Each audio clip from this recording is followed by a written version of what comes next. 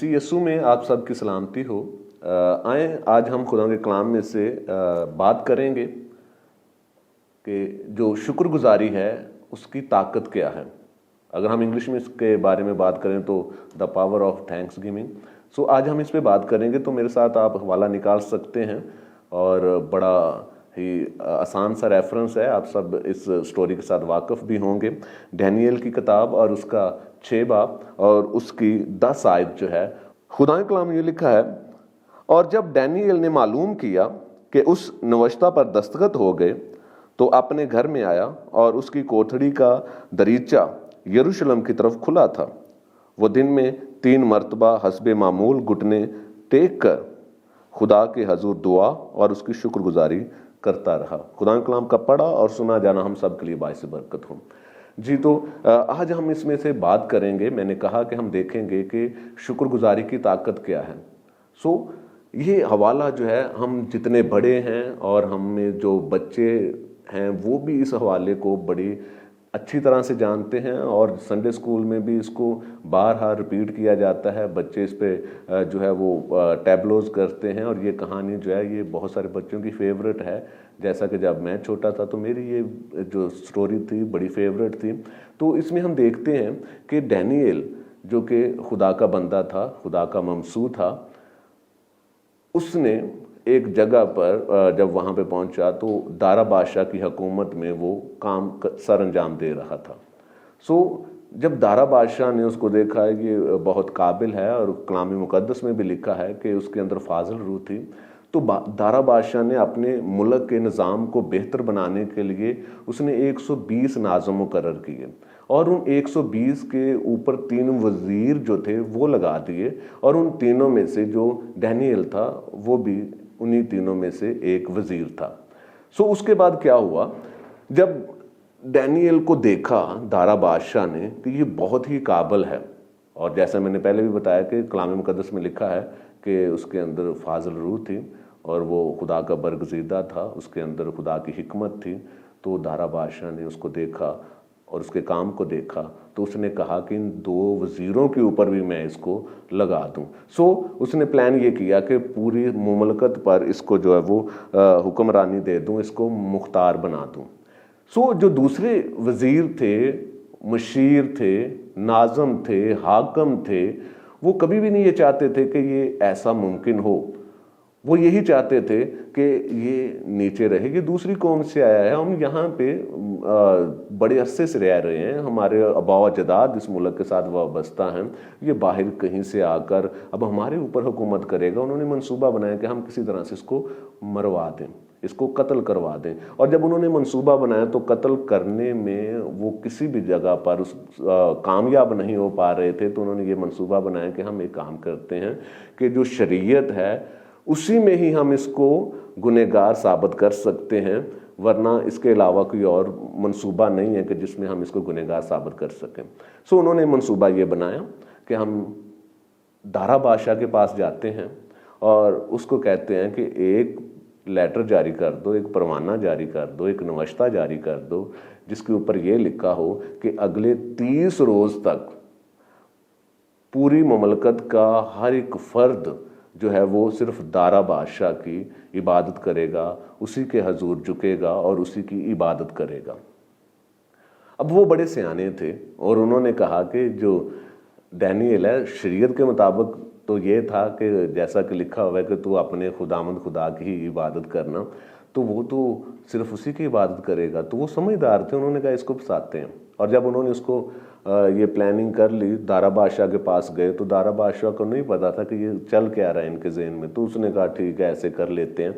और जब ऐसा हुआ, दस्तखत हो गए, तो डैनियल को पता चला कि ये सारा मंसूबा जो है ये मुझे मारने के लिए बना दिया गया है।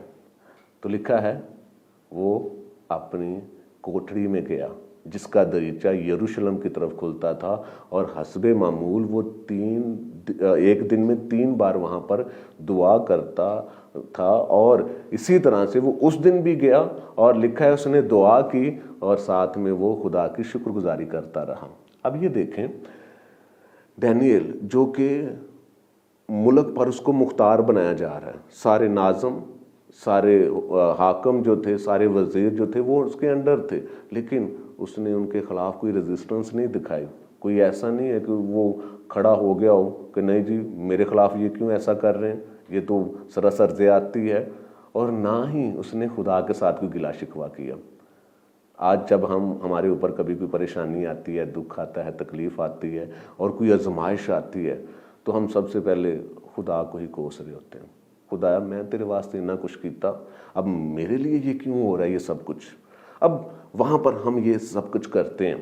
لیکن ڈینیل کو دیکھیں، پورے ملک میں صرف ایک شخص تھا جو فقط خدا کی عبادت کرنے والا تھا. اس نے یہ نہیں کہا، خدا کے ساتھ شکوہ نہیں کیا، خداوند میں اکیلا ہی تھا اور مجھے ہی تو مروانے جا رہا ہے.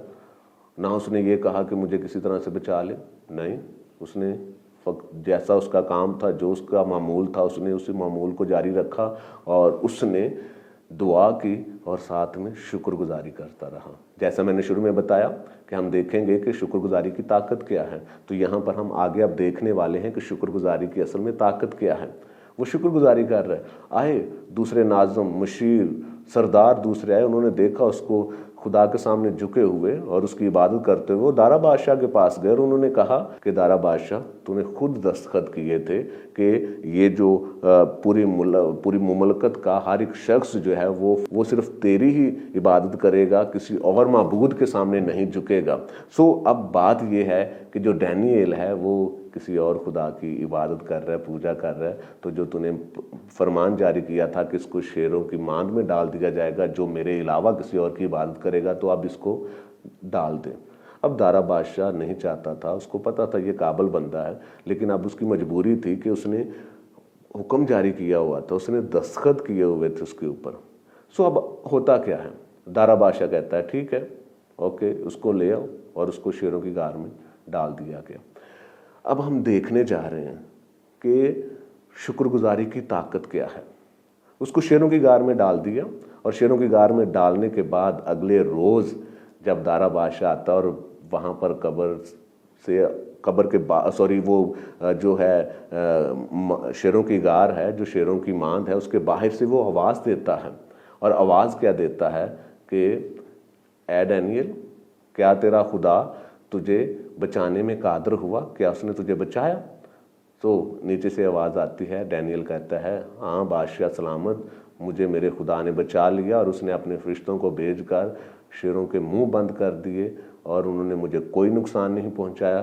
میں صحیح سلامت اور زندہ ہوں. یہاں پر ہم دیکھتے ہیں وہ شکر گزاری کر رہا ہے، شکوہ نہیں کر رہا، وہ شکایت نہیں کر رہا. تو اس کی زندگی میں ایک یہ بہت بڑا کام ہوا کہ وہ بچ گیا. اس نے اپنی جان بچا لی صرف شکر گزاری کرنے کے وسیلہ سے.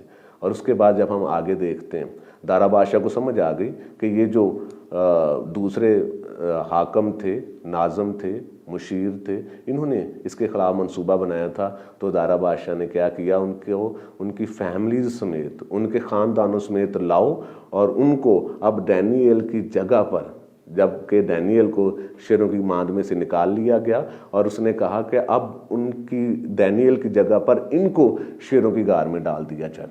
یہاں پر ہم دیکھتے ہیں خدا نے ڈینیل کی جان بچائی اور اس کے بعد خدا نے ڈینیل کے دشمنوں کا مقابلہ بھی کیا. یہ بہت بڑا کام ہے. آج ہم اپنے دشمنوں کا خود مقابلہ کرنا چاہتے ہیں. ہم چاہتے ہیں نہیں میں بہت زیادہ مقابلہ کر سکتا ہوں، یا میں بہت طاقتور ہوں، میرے خلاف کوئی اٹھ کھڑا نہیں ہو سکتا، میرے خلاف کوئی ایسی بات کر کے جائے تو جائے کہاں پر. ہم اس طرح کی نیچر کے مالک ہیں، لیکن ہمیں ڈینیل کی زندگی سے سیکھنا ہے. ہم سب نے سیکھنا ہے، میں نے بھی سیکھنا ہے، آپ لوگ جو دیکھ رہے ہیں آپ سب نے سیکھنا ہے کہ جب ہم کسی مشکل حالات میں ہوں تو ہم شکر گزاری کریں. جب ہم شکر گزاری کریں گے خدا کی تو آپ ان برے حالاتوں سے بھی نکلیں گے جس طرح سے ڈینیل کو خدا نے شیروں کی ماند میں سے نکال لیا. اور جن لوگوں نے آپ کے خلاف وہ جو حالات کریٹ کیے ہوں گے، بنائے ہوں گے، ان لوگوں کے خلاف بھی خدا جو ہے وہ کام کرے گا اور ان کو سزا دے گا. آپ کو کسی کے خلاف لڑنے کی ضرورت نہیں ہوگی. شکر گزاری کریں. اور اس کے بعد میں نے جیسے کہا تھا 3 کام ہم دیکھیں گے. 2 کام اس کی زندگی میں ہوئے، اس کی جان بچی اور اس کے دشمنوں کا مقابلہ کیا گیا. اور اس کے بعد ایک بہت بڑا کام ہوا. بہت بڑا کام ہوا، اور وہ کام یہ ہوا کہ جب ڈینیل کو شیروں کی ماند میں ڈالا گیا، اس وقت تک پورے ملک میں، پوری مملکت میں صرف ایک ہی شخص تھا جو کہ زندہ خدا کی عبادت کرتا تھا، وہ فقط تھا ڈینیل۔ اور ڈینیل جب شیروں کی ماند میں ڈال دیا گیا، اس کے بعد کوئی بھی نہیں بچا۔ سب یہی سوچ رہے ہوں گے کہ کوئی نہیں بچا، لیکن دیکھتے ہیں ہم کہ جب ڈینیل کو شیروں کی غار میں ڈالا گیا، باہر وہ نکلا، اس کے بعد دارا بادشاہ نے ایک فرمان جاری کیا۔ میں چاہتا ہوں کہ وہ بھی آپ کے سامنے پڑھا جائے۔ چھٹے باب کی ہی اگر ہم 25 آیت سے لے کر 27 آیت پڑھتے ہیں تو وہاں پر لکھا ہے، تب دارا بادشاہ نے سب لوگوں اور قوموں، اہل لغت کو جو روئے زمین پر بستے تھے نامہ لکھا، تمہاری سلامتی افزون ہو۔ میں یہ فرمان جاری کرتا ہوں کہ میری مملکت کے ہر ایک صوبہ کے لوگ ڈینیل کے خدا کے حضور ترسان و لرزان ہوں، کیونکہ وہی زندہ خدا ہے اور ہمیشہ قائم ہے، اور اس کی سلطنت لازوال ہے، اس کی مملکت ابد تک رہے گی۔ وہی چھڑاتا اور بچاتا ہے، اور آسمان اور زمین میں وہی نشان اور عجائب دکھاتا ہے۔ اسی نے ڈینیل کو شیروں کے پنجوں سے چھڑایا۔ آمین۔ اب یہاں پر ہم دیکھتے ہیں، پہلے صرف ایک بندہ تھا پورے ملک میں خدا کی عبادت کرنے والا، اب اس کی شکر گزاری کے وسیلہ سے ہم دیکھتے ہیں کہ اب پورے ملک میں وہ دارا بادشاہ جو کہہ رہا تھا کہ مجھے سب لوگ سجدہ کریں گے، وہی اب دارا بادشاہ کہہ رہا ہے کہ نہیں، اب سے لے کر میری مملکت کا ہر ایک فرد، میرے مملکت کے ہر ایک صوبے کا ہر ایک فرد فقط ڈینیل کے خدا کی عبادت کرے گا اور اسی کے حضور ترسان و لرزان ہوگا۔ تو یہ بہت بڑا کام ہے۔ آج اگر ہم شکر گزاری کریں برے حالاتوں میں، تنگیوں میں، تکلیفوں میں، تو یقین مانیں آپ خود ڈیلیور ہوں گے ان پریشانیوں سے۔ خدا خود آپ کے دشمنوں کا مقابلہ کرے گا، اور اس کے بعد آپ اپنے گھروں کو بھی بدلنے کا سبب ہو سکتے ہیں۔ یہاں پر ہم دیکھتے ہیں ڈینیل شکر گزاری کر رہا ہے، وہ پورے ملک کو بچانے کا سبب بن گیا۔